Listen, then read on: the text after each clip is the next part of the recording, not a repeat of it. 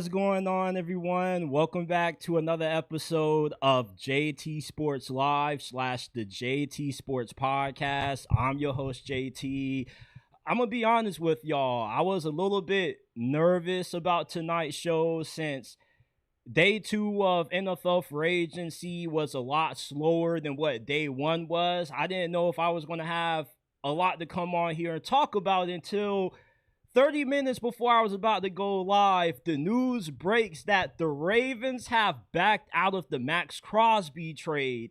And of course, this is the biggest news around the NFL at the moment, since Maxx Crosby was supposed to be the move that could help the Ravens finally get over the hump.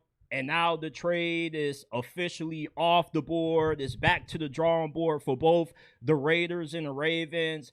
And it's easy to talk about how catastrophic of an L this is for the Ravens, having to back out of a trade for a player of Maxx Crosby's caliber.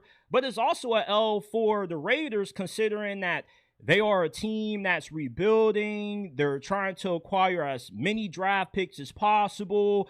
So now this trade has even bigger implications for both of these franchises, and we'll dive into it a little bit more, why the Maxx Crosby debacle looks bad on both the Ravens and the Raiders, along with the biggest steals from day 2 of free agency, the biggest winners and losers from day 2 of NFL free agency. I got some thoughts on Tom Brady's role with the Raiders as a minority owner. Just how much power does he have within the Raiders organization? The Steelers are making moves in free agency, people, and they are becoming better than a lot of you guys think.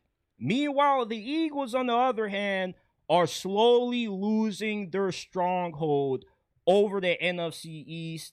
If you live, eat, breathe, and die football, congratulations. You have arrived at the right place. We're talking all things football, NFL, college football, 24/7, 365 days throughout the year. Do yourself, your favorite team, and yours truly a favor. If you don't want the starting quarterback for your favorite team next season to be Anthony Richardson, smash that like button, subscribe to the channel, turn on post notifications so you don't miss when we drop new content. Remember, we are not just a YouTube channel. We are a podcast. You can find this episode along with all of our previous ones in audio format on all podcasting platforms, Apple, Spotify. The links are down in the description below. Give us a follow on Instagram, Twitter, X, whatever you call it, TikTok. We're available. We're on all those platforms at JT Sports _. Send us a DM. Any questions that you would like answered on a future episode, we will respond to them all. And without further ado, man, let's get into it. So obviously, the biggest news coming from day 2 of NFL free agency has nothing to do with what happened during free agency. It has everything to do with the blockbuster trade between the Raiders and the Ravens for star pass rusher Maxx Crosby being canceled. The Ravens have backed out of the Maxx Crosby trade. Why? Maxx Crosby was supposed to be the missing piece to the Ravens finally getting over the hump and winning a Super Bowl with Lamar Jackson. So why all of a sudden are the Ravens having to change of heart? Well, the Ravens had Maxx Crosby in for his physical, and he failed it. So now the Ravens had to go and tell the Raiders, look, this brother isn't as healthy as what you led us to believe he was, and we're going to take our offer off the table, and good luck finding somebody else who wants to trade for Maxx Crosby.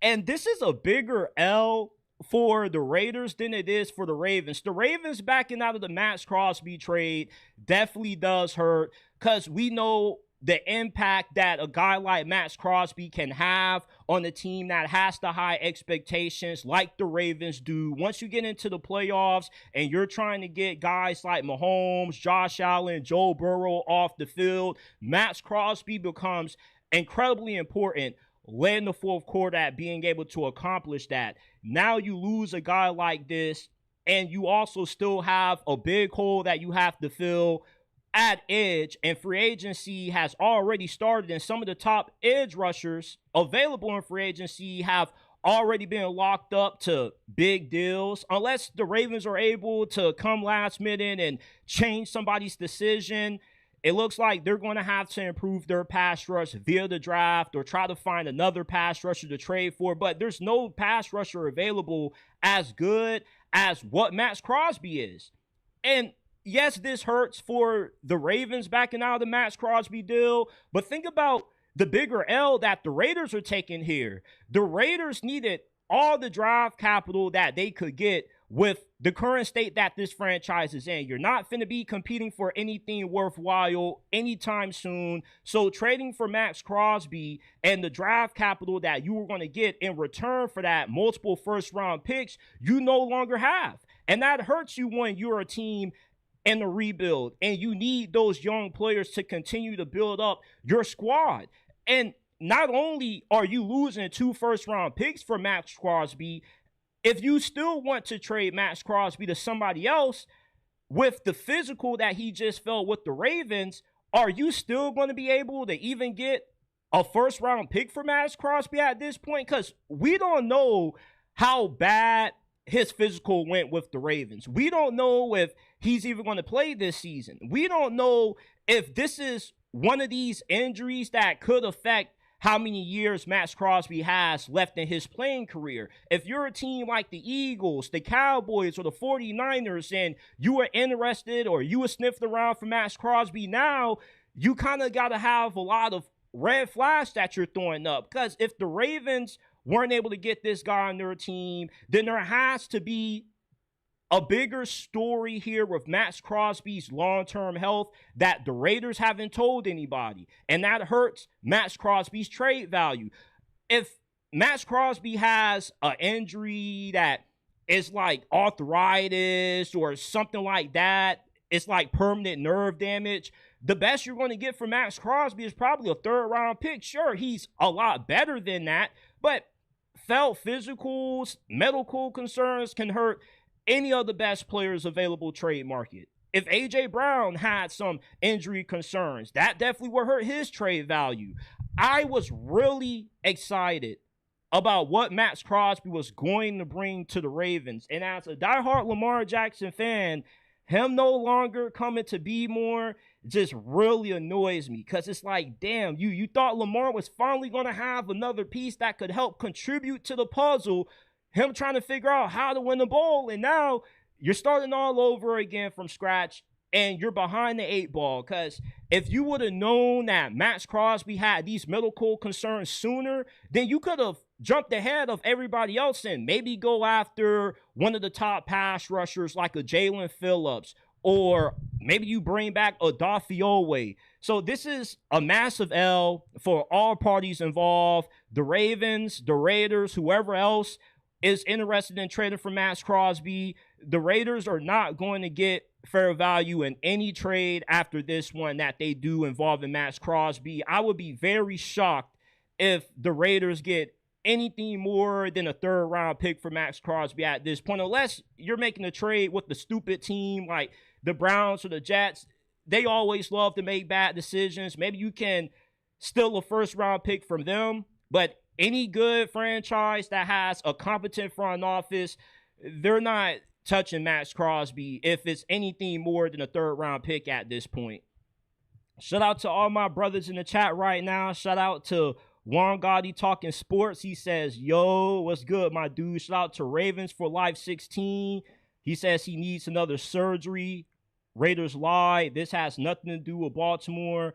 Kazir Gordon says, Chad, what the F? Yeah, man, this was very shocking news to me after a very slow day of news coming after day 2 of free agency. But I think for the Ravens, there's still enough time. You're going to get your draft pick back. You could still draft the edge rusher high. Maybe you trade for somebody out of nowhere that we didn't know teams had interested, or the team that they were on were interested in shopping them around. There's still moves that can be made, but this one definitely does hurt, since Maxx Crosby is one of those kinds of players that it's just hard for offenses to game plan for. He's so difficult to stop since he's so disruptive. And I'm pretty sure there were a bunch of Ravens fans having wet dreams, envisioning how nasty that defense was going to look like with Maxx Crosby coming off the edge. And I had a homie that's a Ravens fan. When I sent him the news, when I called him, he was just speechless. He was angry. He was sad. There was just a bunch of emotions that were overcoming him at the moment. So I was like, you know what, brother? I'm going to give you a few minutes to process this, and then I'm going to call you after I get done live streaming. But yeah, this was wild news. This isn't the first time something like this has gone down. I remember a decade ago, I believe it was 2015, 2016. You guys remember A.J. McCarron, the quarterback that won a bunch of national championships for Nick Saban at Alabama? Well, he started a few games for the Cincinnati Bengals, and he actually looked pretty good. And he looked good enough to where the Browns were trading for him. But at the trade deadline, the Browns weren't able to submit the paperwork on time, and the A.J. McCarron trade just fell through, and nobody ever talks about it anymore since A.J. McCarron kind of is a nobody when it comes to like the realm of the NFL. Nobody really remembers A.J. McCarron like that. But I just bring up that situation to reference the last time we saw a trade like this agreed upon initially, and then the team just backs out at the last minute. In the Browns case, nobody backed out. They just didn't submit the paperwork on time, just the Browns being the Browns.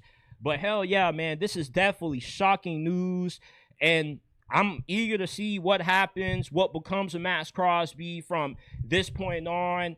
Meanwhile, we got to discuss the biggest steals from day 2 of NFL free agency. Not as many big steals from what there were day 1, but we definitely have to start off talking about the Carolina Panthers signing linebacker Devin Lloyd to a 3-year deal worth $45 million. I was shocked at the price of this deal the Panthers got Devin Lloyd for, since the way the Jaguars were talking, they made it seem like Devin Lloyd was going to break the bank, like he was finna get $100 million over 4 years.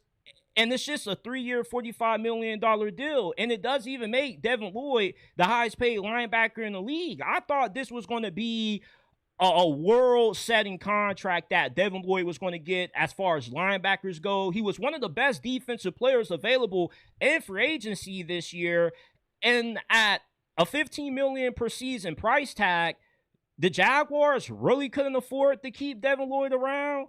I was having the understanding that the Jaguars probably thought Devin Lloyd was going to go for well over $15 million per season. They probably thought he would be around 18, maybe 19 million, since we see how inflated the pass rushing market has become. Guys like Jalen Phillips, Adolphe Olwe are getting nearly $30 million per season. A guy like Devin Lloyd, who was so integral to the Jaguars defense last year, when he was off the field, the defense just looked completely out of sorts. He was obviously the main catalyst for everything that defense was able to do well, since it ran through him.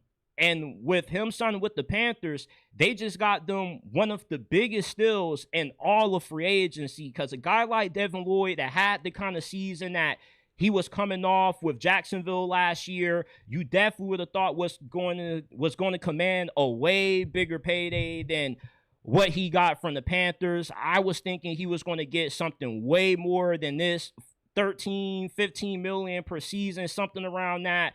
I thought the price tag was going to be a lot more heftier, since the Jaguars act like they weren't going to have any shot at all bringing this dude back. You definitely could have retained Devin Lloyd, and this is definitely a huge L for the Jaguars.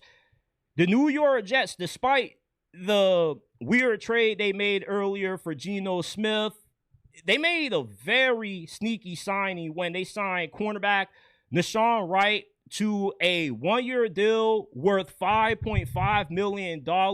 And I am shocked that Nashon Wright only got this deal, because with how well he played for the Bears last season, I thought he was going to get a really respectable contract, like a 3-year deal worth 15, 16 million per season. You got slot cornerbacks that are set to make more this season by times 100 what Nashon Wright is getting this year. And Nashon Wright is a starting corner in this league. Is he going to play as well for the Jets as what he did for the Bears last season? Probably not. But I'm not expecting a huge drop-off. I'm not expecting for Nashon Wright to look like a bum. I don't think he's going to be burnt toast to where teams are going to be running whoever offense on him. And he's definitely going to be more serviceable than whoever else the New York Jets had at cornerback last year.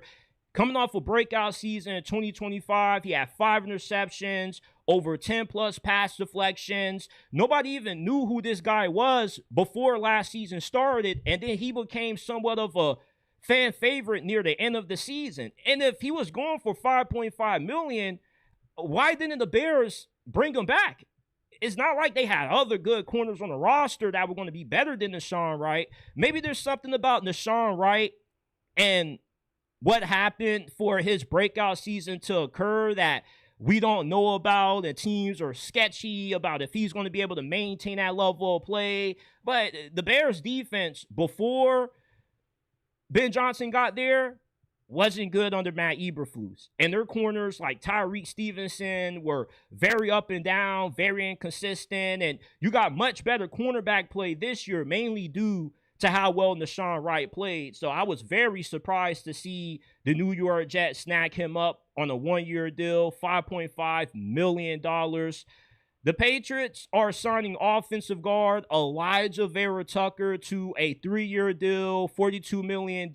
This will pay him $14 million per season, which is still, in my opinion, since the Cleveland Browns are paying offensive guard Zion Johnson $50 million, and he's getting like $16 million per season, even though Alijah Vera-Tucker is way better than him, though. And I guess that shows you why the Browns continue to be the Browns, since they continue to make awful decisions in free agency and in the draft. Because if you were going to pay Zion Johnson a 3-year deal worth $50 million, you might as well have just gone after Alijah Vera-Tucker, who was the much better player.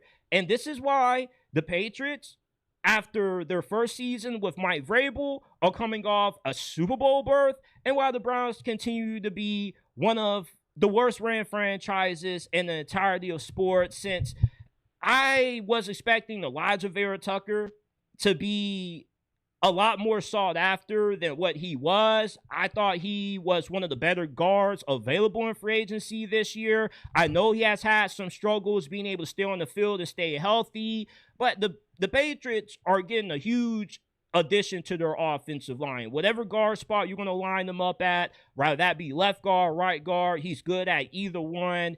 And your offensive line just got a massive boost. And if you can keep him healthy, he's going to be a very underrated signing. Nobody talks about offensive lineman pickups unless you're a household name left tackle. Like if Trent Williams got traded or he got signed, then everybody, including people in the national media, will be talking about it. But offensive linemen don't get that much credit, since, you know, nobody ever talks about the offensive line when it's good, when it's bad. That's all people want to talk about. Alijah Vera-Tucker, 3 years, $14 million. Massive W for the Patriots, making this move happen. The Steelers re-signed cornerback Asante Samuel Jr. It's only a 1-year deal, $4 million on the table.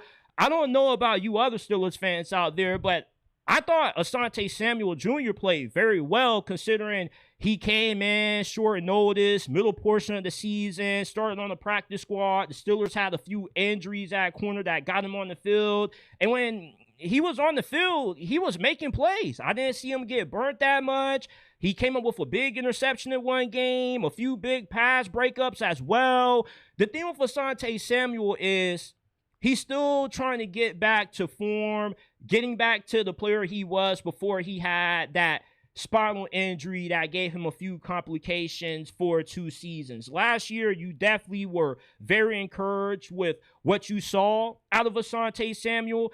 And I thought Asante Samuel should have started for the remainder of the season. I never understood why the Steelers picked him up, started him out on the practice squad, and then they only started him when they had no other options but to put him out there because he was a lot better than James Pierre. I forgot where James Pierre just signed with, but I never understood why Asante Samuel didn't get more opportunities. I'm glad that he's getting a second opportunity with the Steelers under new DC Patrick Graham.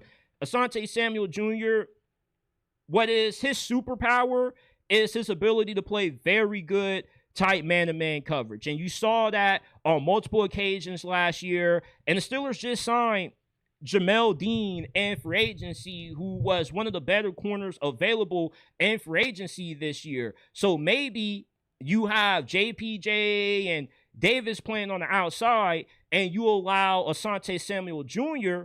to just play in the slot. And then you got Deshaun Elliott coming back fully healthy. I expect for Jalen Ramsey to still be on the team unless they plan on trading him away. I don't see why they would, since I don't anticipate a big trade market opening up for Jalen Ramsey. I love the addition of Asante Samuel Jr. I'm expecting him to have a very big season for the Steelers this year. I think that he's going to be one of those signings that we look back on, because every team that ends up having a good season always has a few signings or two where they got to deal with the guy for 1 year and it's very favorable. They didn't have to pay him a lot, and then he ends up having a great season. He cashes out after. That's what I can see happening with Asante Samuel Jr. after this year. The Houston Texans finally did something about that offensive line. I know that they've been making a few offensive line moves, but this was the biggest offensive line move they've made up to this point in free agency. They're signing former Colts offensive tackle Braden Smith to a 2-year deal worth $25 million. And when you look at the average mean that offensive tackles are getting paid, normally it starts around 15, 16 million. They're getting Braden Smith for way below market value. Like this season, he's only projected to make around 10 million this season. So for a guy that had above average pass blocking grade at 71.9 by PFF, only gave up 1 sack last season, this is a massive steal for the Houston Texans. And regardless if Braden Smith isn't as good as what PFF shows, and there's going to be Colts fans hating on the signing like how every fan does when they lose a player off their favorite team. It's just they all suck. They all suck. When you lose somebody off your team, they just automatically suck. They did nothing for you. I just find that a little bit strange. But Braden Smith, regardless how you feel about him, you'll take whatever you can get with how bad the Texans' offensive line was last season. And Braden Smith is still a quality offensive tackle to me. Even if he's not great, he's definitely not bad. And even average offensive tackles at this price range are very hard to come by. You don't find average, slightly above average offensive tackles or better for $10 million per season. With the inflation of the pass rushing market, along with how much these offensive guards are getting paid, seeing Braden Smith get a below market value deal, you definitely have to say this was a huge steal for the Texans. I believe that the Cleveland Browns are one of the biggest losers from day 2 of free agency, but out of all the bad signings that they made, Elgton Jenkins is one of the few good ones that the Browns have actually made. Now, Elgton Jenkins, when he first came into the league, he showed a lot of flash, a lot of potential to be one of the best interior offensive linemen in the league. Unfortunately, injuries kept that from happening. And while Elgton Jenkins is still a solid player, he's not as good now as what he was before all the injuries started to take a toll on him. But he definitely is going to be an improvement from whoever else the Browns were starting at center, their 2 offensive guard spots last year. Now, they did have a bunch of injuries on their offensive line, so you have to give them a little bit of a pass. But Elgton Jenkins, you get him for 2 years, $24 million. That's a big pickup considering he's the best offensive lineman you signed, and he's making less than some of the other guys that you're paying that you just signed in free agency. I am not a huge believer that Todd Monken is going to work in Cleveland, But at least the brothers trying, at least Andrew Berry is out there trying to do a little something, but they're not doing a lot of the smart things that the Browns need them to do in order for them to actually be competitive in the toughest division in football. But Elgton Jenkins, without a doubt, is the best free agency signing the Browns have made throughout these 2 days. And lastly, the New Orleans Saints are bringing back Kaden Elliss. They're signing him on a 3-year deal, $33 million. Kaden Elliss is a solid linebacker. And to get him for around $11 million per season, I think was a huge bargain pickup for the Saints, considering that for the past 3 seasons that Kaden Elliss has been in Atlanta, he's had over 100 tackles.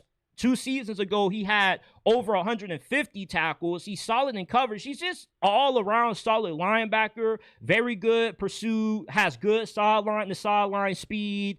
And with the departure of Demario Davis, who now is with the New York Jets, you get a guy that, yeah, he's in his 30s too, like Davis was, but he's a lot younger than what Demario Davis was. Demario Davis probably has about a season or 2 left in him.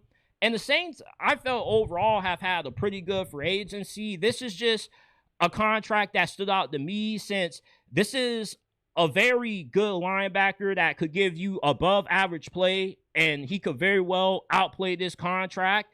But these are my biggest steals from day 2 of NFL free agency. If there are some moves that I missed that you feel should be on here, let me know down in the comment section down below. And also let me know some guys on here that you feel, yeah, I'm kind of misevaluating. I'm glazing them a little bit too much. Smash that like button. Subscribe to the channel if you haven't already. If you live, eat, breathe, and die football, this is the place to be. We're talking college football, NFL, NFL draft, just anything football you can think of. We're talking about it here on JT Sports. Smash that like button, subscribe, turn on post notifications so you get notified every time we drop new content. And check us out on Instagram, X, TikTok, at JT Sports _ where you can find us on all social media platforms. Shout out to everybody in the chat, man, that's tuned in. Man, I was not expecting to have as many things to talk about tonight as what we do right now, since this was a slow day. But thank you, Maxx Crosby, for failing your physical, man, because we got so much content to talk about from that situation. What impact does Tom Brady truly have on the Las Vegas Raiders organization? He's the minority owner. And normally the minority owner has no involvement with the team. He just is getting a little bit of the revenue on the back end from what the team gets. He normally doesn't have a say in any of the personnel decisions, the front office, and coaching hirings.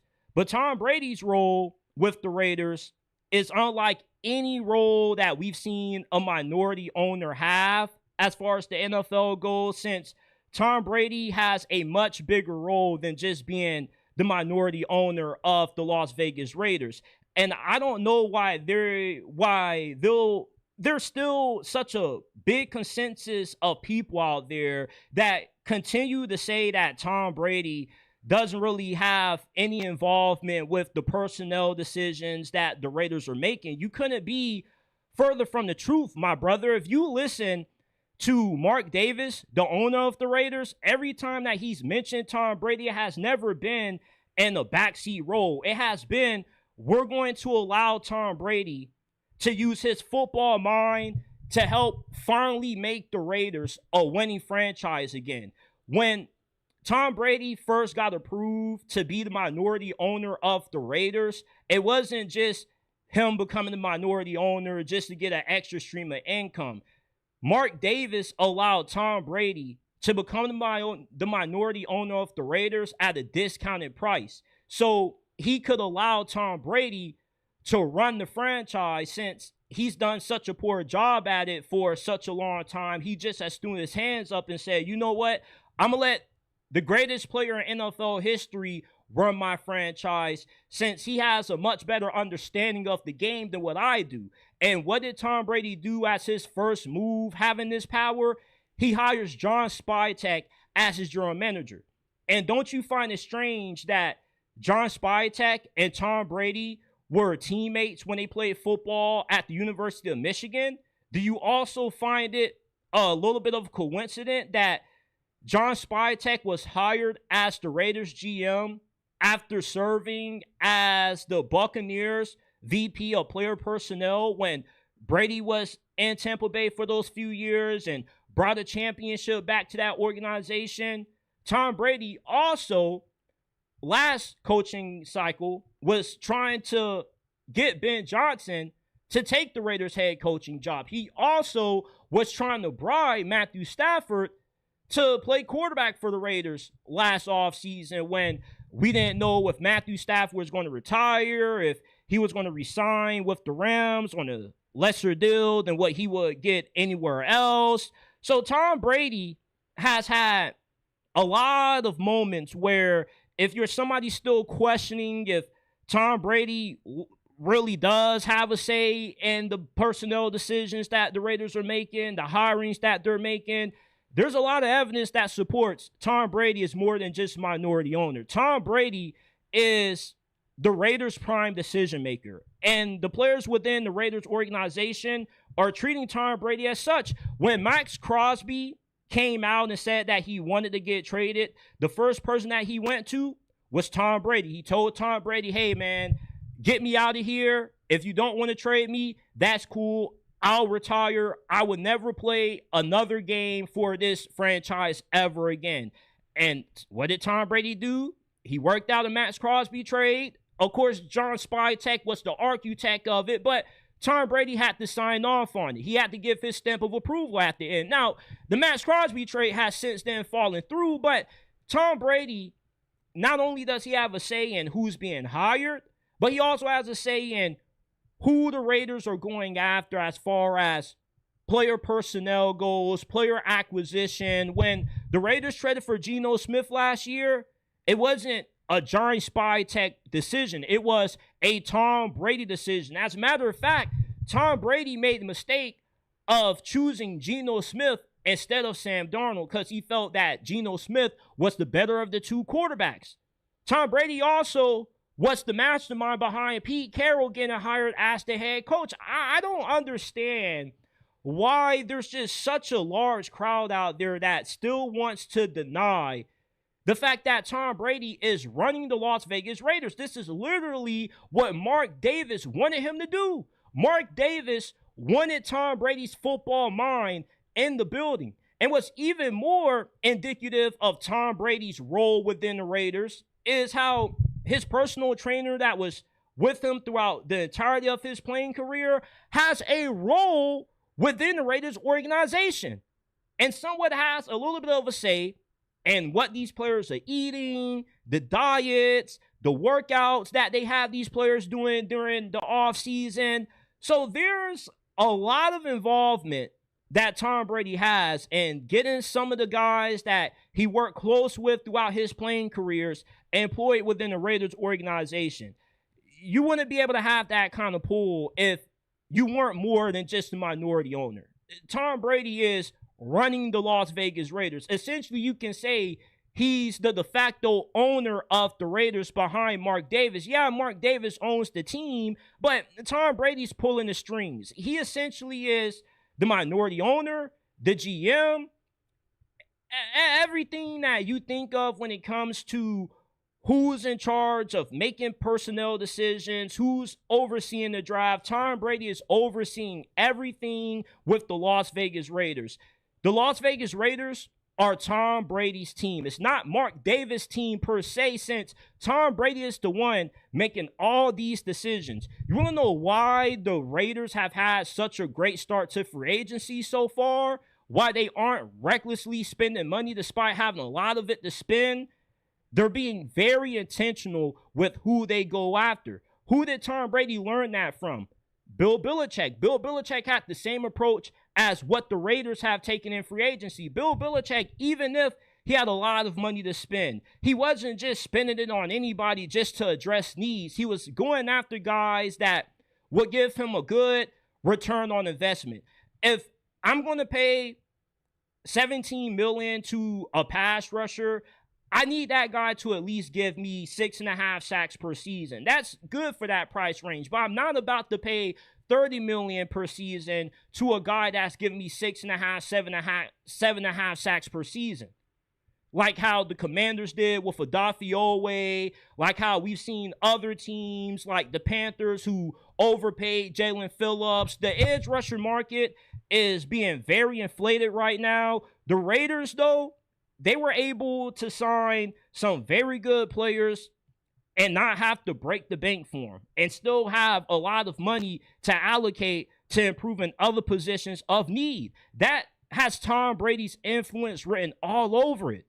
Tom Brady is in charge of the Raiders now. John Spytek, he's just Tom Brady's do boy. Tom Brady tells John Spytek what he's looking for, and he goes and he gets it done for Brady. Brady is calling the shots, and Tom Brady can deny how important of a role he has within the Raiders organization all he wants to, but a bunch of NFL agents have told ESPN that Tom Brady influences everything as far as who they go after in the draft, who they go after in free agency. Tom Brady was scouting Fernando Mendoza at the national championship game.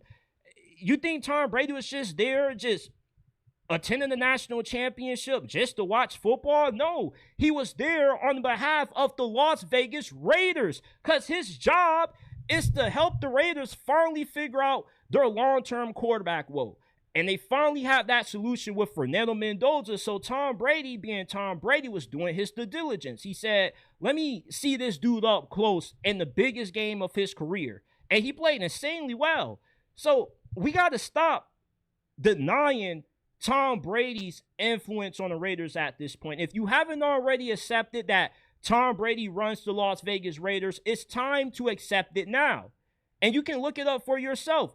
There are plenty of articles, plenty of reputable sources that would tell you that Tom Brady has his fingerprints all over every decision that the Raiders have made and will make moving forward this offseason and the foreseeable future. I feel very confident about the direction that the Raiders are heading in under Tom Brady's tutelage. I don't see Tom Brady as Michael Jordan 2.0 when it comes to ownership. When Michael Jordan was running the Hornets, they were abysmal. You expect a lot more since they were owned by the greatest player in NBA history. Tom Brady, with his football mind, the way he understands the game, the way he understands what it takes to build a championship team, since he's been on several of them throughout his career, is going to pay off for the Raiders. You can already see that Tom Brady, he wasn't hesitant to move on from Pete Carroll. Normally in the past, you've seen the Raiders hold on to head coaches longer than what they should. Same thing with Antonio Pierce. When Antonio Pierce got fired, Tom Brady was behind that. He also was behind cleaning house with the entirety of the front office. And everybody that's in the Raiders organization right now has the same football mind that Tom Brady has. And if they don't, Tom Brady is telling them what he wants, and they're going out and getting it done. This is Tom Brady's Raiders. It's not the Raiders of the past that have just been terribly ran by Mark Davis. Mark Davis has taken a back seat, and he's allowing Tom Brady to turn this thing around, and I like what I'm seeing so far. But let's just stop denying Tom Brady's power that he has inside this organization, because it's starting to make me get very annoyed. Like, I've gotten into way too many back and forths with Raiders fans trying to claim Tom Brady doesn't do anything. Stop it. You just don't allow Tom Brady to become the minority owner of the Raiders at a discounted price and not allow him to have some say in the football operations. It kind of would be doing yourself a disservice if you wouldn't listen to Tom Brady if you had access to his football mind. He's the GOAT for a reason. So the way he sees the game is much differently from any former player, any executive that you could have hired in that role. Tom Brady's running the Raiders. This is his team. This is his rebuild.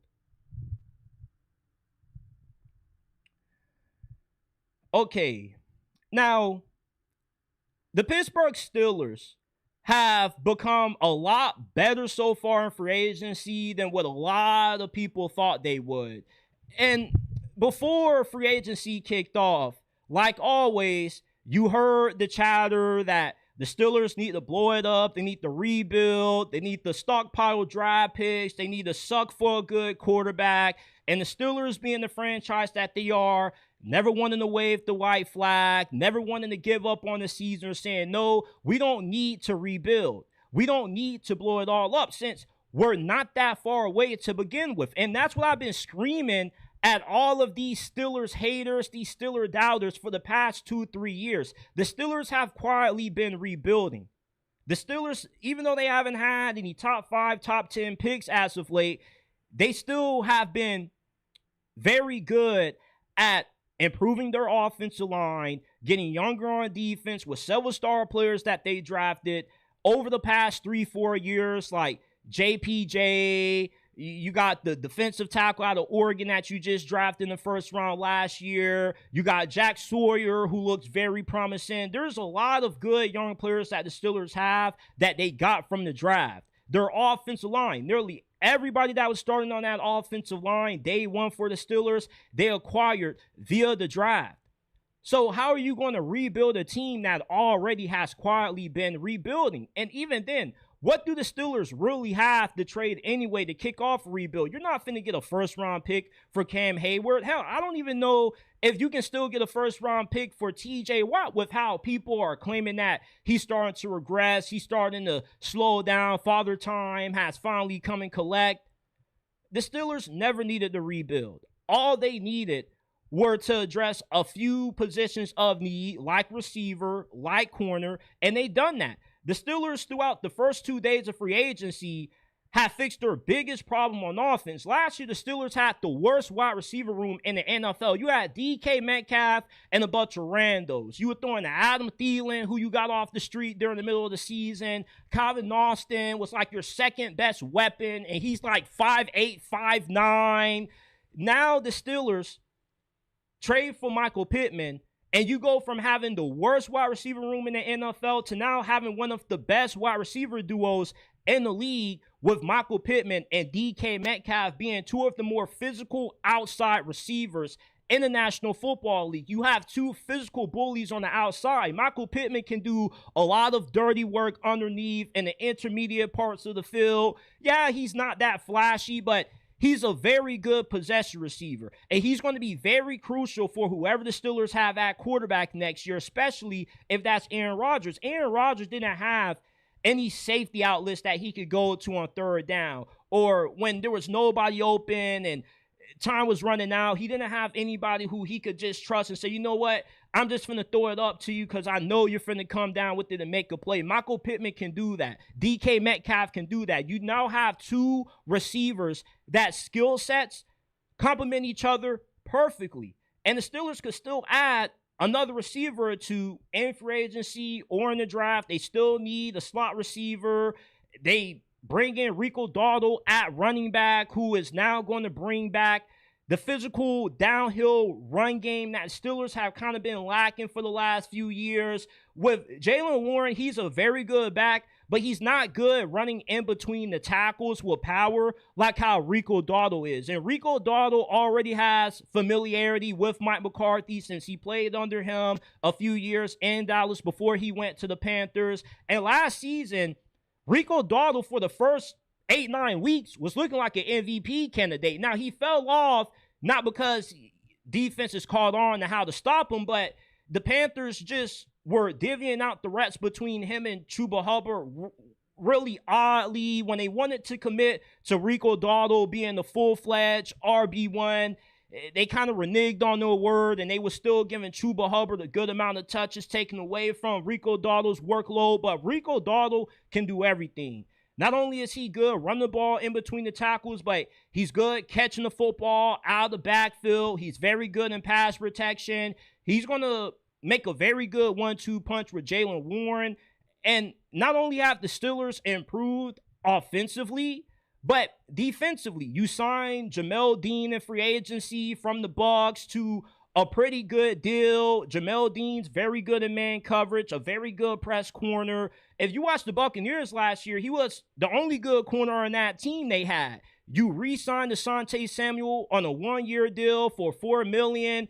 You got Joey Porter Jr. already. Now you bring in Jamel Dean, Asante Samuel back, Deshaun Elliott's coming back fully healthy, Jalen Ramsey's going to be back for a second season, the black and gold, and the defensive line doesn't really have any issues that need to be addressed. Linebacker could be a lot better, but overall, if Aaron Rodgers comes back for one last ride with the Steelers and he wants to go into the sunset, playing under Mike McCarthy for his final hurrah, listen, the Steelers have the opportunity to be sneaky contenders in the AFC this year with what they've done so far in free agency. You now have given Aaron Rodgers another receiver that he can depend on outside of just DK Metcalf. You have also given Aaron Rodgers another good running back to hand the football off to. And the offensive line is still young and improving, so the offensive line can take another step in the right direction this season. If Aaron Rodgers comes back and plays his last season in the NFL with the Steelers, they will finally win a playoff game since Mike McCarthy, Amar Khan have finally fixed the worst receiving room in the NFL. You bring back that physical downhill ground game, and you actually have some serviceable corners now. The Steelers are becoming a much better team than what a lot of you all were thinking before free agency kicked off.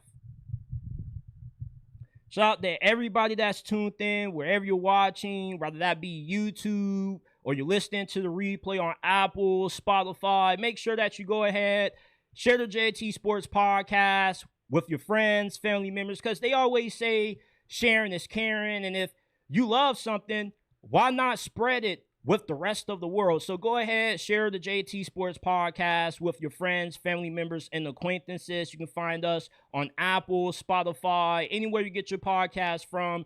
JT Sports is available. The links are down in the pinned comment and description down below.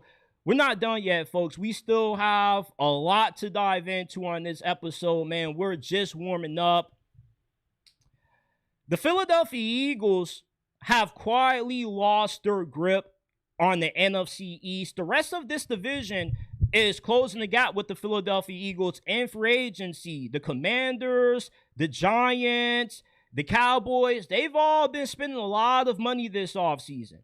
And while the rest of this division has been getting better, the Philadelphia Eagles have been getting worse, because they haven't really been able to add nobody of note until today, when they just recently signed cornerback Tariq Woolen, but they lose a starting linebacker. They lose multiple starters in the secondary, on the defensive line. The Eagles have a lot of holes that they're going to have to address this offseason that is going to make them a worse team than what they've been in the past 3-4 years. For the first time in a while, the NFC East has a level playing field. I don't think that the Eagles are going to be able to out-talent everybody in this division like they have for the past 2-3 seasons. The Cowboys aren't too far away from being as good, if not maybe better, than what the Eagles are. The New York Giants, with the hiring of John Harbaugh, a proven culture builder, somebody that we know is going to turn this thing around. It's not a matter of if he will, it's a matter of how fast will he be able to do it. You already have a promising young quarterback. You already have a lot of good playmakers around them. You just need to keep adding pieces on that defense, and the Giants could be an instant playoff team. They could be a team that ends up competing for the NFC East title along with the Cowboys in Philadelphia. And you can't write off the Commanders, even though I'm going to be honest, I'm writing off the Commanders since I'm not a believer in Dan Quinn. Dan Quinn is one of those head coaches that's only good for a cup of coffee. He's good for his first few years with you, and then after his third season, that's when you start to see that regression, and we already have saw that with the Commanders. Now, I get it that Jaden Daniels had that freak elbow injury. You had a bunch of other injuries alongside of him. I understand that. But your defense should never be as bad as what the Commanders' defense has been these first 2 seasons under Dan Quinn as your head coach, with him being a defensive-minded coach. And anytime you have a head coach that specializes in a particular side of the football and they give up play calling duties for that side of the ball to somebody else, is a huge red flag that they're in over their head. And Dan Quinn's one of those coaches that's a good coordinator, but he's just not a good head coach. And I feel that the Commanders have already peaked with Dan Quinn. Now, they could still be a playoff team, possibly win 9-10 games. They still have a lot of money to spend. They haven't really been that active in free agency so far. You have to think that eventually they will go to the 49ers or reach out to see what they want for a Brandon Ayuk trade to transpire. But I really believe the NFC East this upcoming season is going to come down to the Eagles, the Cowboys, and the Giants, since all two of those teams have closed the gap with the Philadelphia Eagles in the talent department and in the coaching department. John Harbaugh is a better head coach than Nick Sirianni. And hell, we don't even know how long Nick Sirianni is going to last in Philadelphia past this year. You can say he's been to 2 Super Bowls, he's won 1, but we all know that Howie Roseman is the main catalyst for the Eagles' success. And Howie Roseman has won 2 Super Bowls with 2 different head coaches.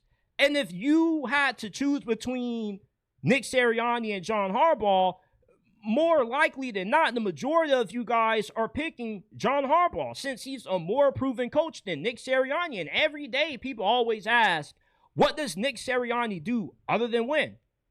I say he wins, but that's not a good enough answer for most people.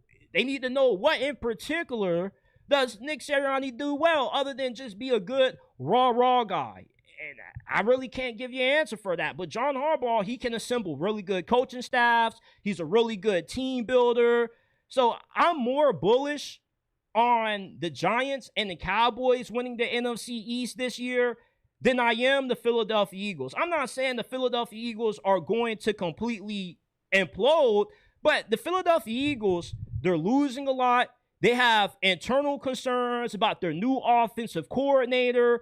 How well is he going to be able to get the most out of Jalen Hurts? Can he get Jalen Hurts playing back at an MVP level again? What's going to happen with A.J. Brown? Because if you trade A.J. Brown, you're going to be a worser team without him. And if you keep A.J. Brown, you're still going to have the drama, all the weird social media jabs that he's been taking at the team, Jalen Hurts, the weird sideline interactions that he has had with Nick Sirianni. It's just a lot of weirdness going on at the Philadelphia Eagles. They got too much inner turmoil for my liking to pick them to win the NFC East for a 3rd straight year in a row. I'm going to go with either the Cowboys or the Giants to win this thing.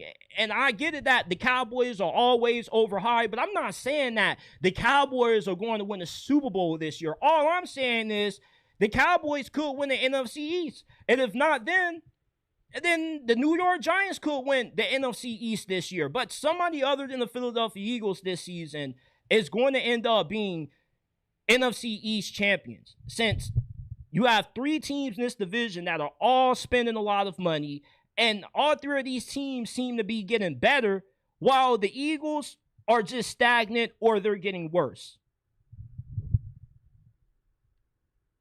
Shout out to Kate Brinkley. She says nobody has access to Tom Brady's input, is going to not use his help. He totally gets his say. Absolutely. Yeah, Reek is now with the Eagles, Kate. Shout out to Aaron Belf, 8074. He says, I think even though Max felt his physical is really early, he can get healthy by game time. I think my team is bugging for not taking Max.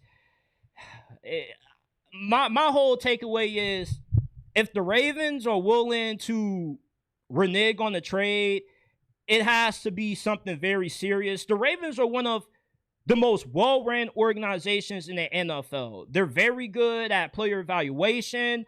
They make very good free agency signings. Like, when the Ravens go after a veteran, more times than not, they end up being very productive.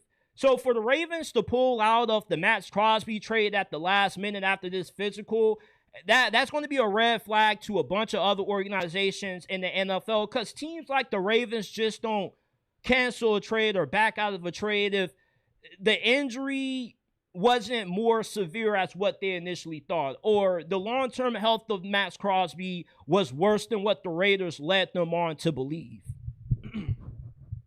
So last thing before I get up on out of here, We got to talk about the biggest winners and losers from day 2 of NFL free agency. Even though there wasn't a lot of motion today as what there was in day 1, there still is enough to have a few winners and losers. And we got to start off with the Raiders being the big winners of today. Yeah, it hurts that you're getting Maxx Crosby back. You're going to lose those 2 first-round picks you were getting from the Ravens. But hey, it's not all lost. Somehow, John Spyatek was able to get a 6th-round pick from the New York Jets for Geno Smith. And before you laugh and say, you're calling the Raiders winners because they got a 6th-round pick for Geno Smith? Yes, the Raiders are winners for getting something for Geno Smith because they were about to cut this dude and get nothing in return for him. And you were able to flip him to the Jets to get some kind of value. And late round picks do matter. The majority of NFL rosters are comprised of day 2 and day 3 players. So essentially that 6th-round pick could be a low-end level starter for the Raiders, or maybe a high-level backup, a very good special teams guy for them. But at least they were able to get some kind of value instead of getting nothing like how they initially were going to get for Geno Smith. Now, obviously, with the Raiders being huge winners of the Geno Smith trade, the New York Jets are huge losers from day 2 of free agency since they made a bad decision to get Geno Smith. And it's not more so getting Geno Smith, it's more so you're giving up draft capital for a guy you could have gotten for free without having to give up any draft picks. You could have gotten Geno Smith in free agency. Now, if you were worried about getting into a bidding war with Geno Smith, I mean, you're taking on the brother's contract, ain't you? You could have got him for a lot cheaper in free agency. If you allow him to hit free agency, you might not have gotten Geno Smith for a vet minimum like how the Falcons got 2 on the vet minimum, but you could have got Geno Smith on like a 1-year deal, $15, $13 million. I just don't really see the point in making this trade if you're the New York Jets. Yes, I know that you needed to get a quarterback to get you by for this year, but you were going to get Geno Smith in free agency. Like, the market for Geno Smith was not going to be all that competitive. And the biggest losers really aren't the Jets, but it's the New York Jets fan base that are the biggest losers from day 2 of free agency, because you once again are going to be wasting 3 months of your life every Sunday for 3 hours watching the New York Jets stink it up. Because it's pretty obvious that the New York Jets are trying to tank for Arch Manning. You don't go after a Geno Smith, not even try to sniff around for what's going on with Kyler Murray. If you just didn't already have your mind made up, we're going all in tanking for Arch Manning. And Arch Manning is the 3rd biggest loser from day 2 of free agency, since this brother is either going to be an Arizona Cardinal or a New York Jet next year. Now, he could pull the Eli Manning, but they have said that they're not going to do that. They're going to play for whichever franchise drafts them. We'll see about that. I don't know if the Manning family is going to be on board with Arch Manning playing for a head coach that's sleeping at the combine with the 2nd overall pick, somebody that went for a fake punt before halftime, and then once he got it, did nothing but just run out the rest of the clock for the half, and then he's dancing on the sidelines after touchdowns. And I have no problem with head coaches expressing themselves, but I do believe that head coaches got to have some kind of professionalism on the sidelines. Aaron Glenn professionalism, when it comes to him being the head coach, is not a thing. If you're Arch Manning, you just need to tell the Arizona Cardinals and the New York Jets they're wasting their time trying to tank for you because you're not going to play for them. Just go ahead and let them down easy before you let them down hard come this same time last year, because there's no chance in hell Arch Manning is going to be playing for Aaron freaking Glenn. Give me a break. Can you really see the Manning family, football royalty, allowing Arch Manning to go to the place quarterbacks go to die? Like, Geno Smith is going to the same place he started his career, the same place that gave him that stink that took him like 5-6 years to wipe off, and then he's going back just to get the stink on them again. I guess the only bright side of the Geno Smith trade I can see is at least the brother can't complete the forward pass. I don't think you're going to have too many games when you look at the box score and you're in disbelief that your quarterback struggled to throw for over 100 yards. Like with Justin Fields.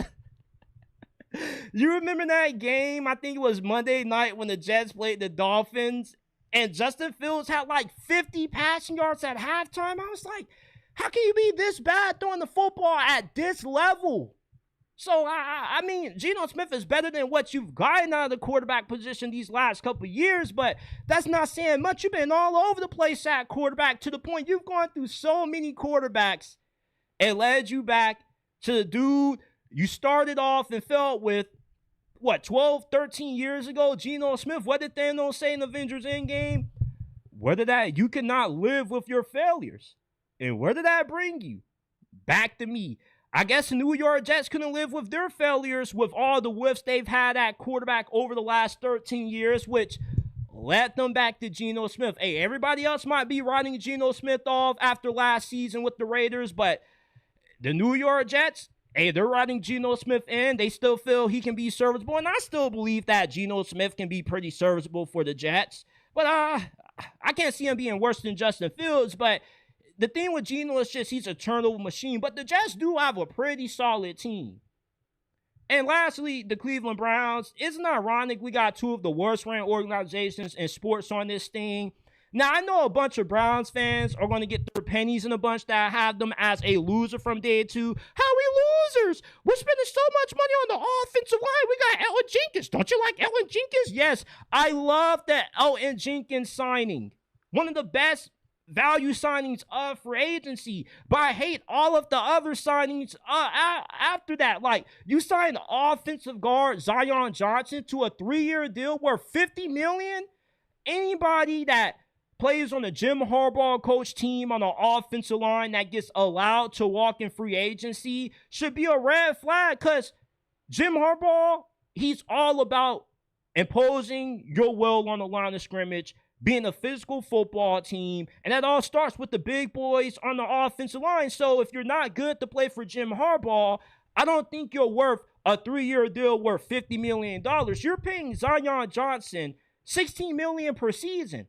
You're paying him more than the Patriots are paying for Alijah Vera-Tucker, who's a much better player than what Zion Johnson is. Then you bring back Tevin Jenkins. Okay, cool. Like, he played a bunch of games for you last year due to all the injuries you had. But he wasn't that good. Why are you going to run it back with the same person who was on an offensive line as dog water as what the Browns' offensive line was last season? You were better off just re-signing Wyatt Teller and Joe Bettino. If this was going to be the case, since those guys are still much better players, despite their age, despite the injury concern, than the guys you're bringing in free agency, like Zion Johnson, re-signing Tevin Jenkins. The only good offensive line signing that the Browns have made is Elgin Jenkins. That's it. You're just wasting a bunch of money on bad offensive linemen just for the sake of saying, well, at least we tried to improve our offensive line. Yeah, trying isn't good enough, because you're trying to improve your offensive line, bringing in guys that weren't good with the previous teams that they played for or weren't good for you last year, and you think it's going to change?